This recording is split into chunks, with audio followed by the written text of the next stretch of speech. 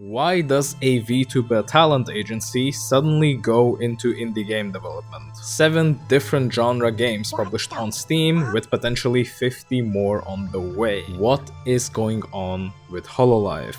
Project Holo Indie. The recently created game publishing company by Cover was announced in October 10, 2023, with a mission statement focusing on supporting indie game developers, spreading the Hololive name in the gaming community, and growing together with Hololive. Is this really all just about helping fellow game developers without expecting anything in return? After listening to 2 of my indie game developer friends having a cry session over Discord, I have concluded that making video games is difficult. Indie games, short for independent video games, are creations of passion and love and stress. Hobby-level projects that are created by one person or a small group of developers without the financial backing and support of huge companies like the modern AAA games usually have. This means no marketing budgets, lots of quirky mechanics, probably the best music you will ever hear, and the gameplay is usually something experimental. Unless you're a game dev like Caillou, who only wants to create games for the sake of passion and hobby, the majority of people would probably like to get compensated for the time spent on their work. With Holo Indie, it seems that Cover is taking advantage of 2 crucial key points.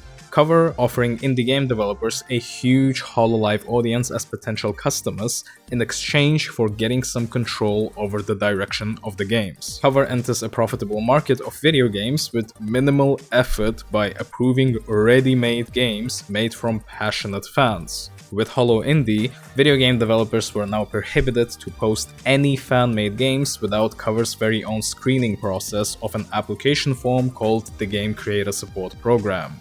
So if you're a talented dev that is looking for an easy pay, your chances are actually slim to none. Holo Indie's management wants to make sure that the developers are indeed true fans of Hololive. To what extent does Cover own the fan-made games? I don't know. The contracts are obviously not for public view, so no idea about the percentage of the share. But Holo Indie team is open towards giving back to the creators. The recent Miko Sniper and Due Holo are set for $4. Not saying $4 is a lot, but it is a start.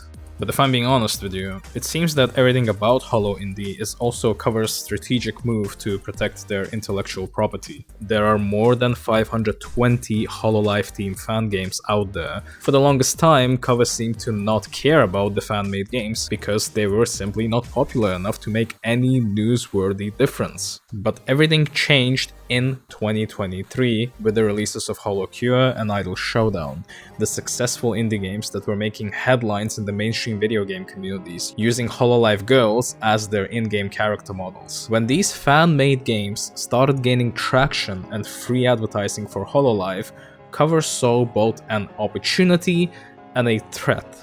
They realized that they had zero influence over the production and quality of these games, a potential nightmare for their IP expansion plans for the next few years. Just imagine a game with Hololive talents getting bad publicity, issues with suggestive splash art, or misrepresenting someone's image, or deceptive pay-to-win mechanics that could potentially damage Hololive's brand. Instead of dealing with a potential problem in the future, they decided to simply get ahead and take control of what gets published in the first place. The previously mentioned Game Creator Support Program also ensures that video game developers were now unable to post any fan-made games without Cover's very own screening process.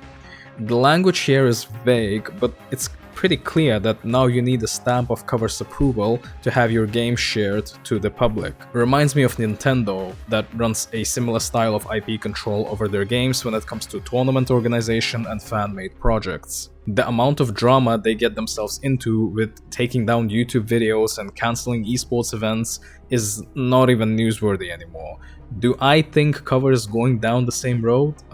Hopefully not. I'd like to keep my YouTube channel at least. The Holo Indie team aims to release roughly 10 games per year. They claim that they received about 50 proposals thus far. What I personally expect is maybe a potential gacha game that utilizes character appeal, or a rhythm game with an already huge Hololive music library, Maybe anything RPG-ish that includes a lot of existing Hololive lore that may incentivize curious gamers to do research and fall down the YouTube rabbit hole. It's all really speculation from my end.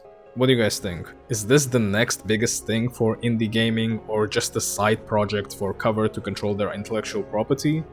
Feel free to share in the comments below, or on the side, since YouTube rolled out their new UI again. Fuck's sake.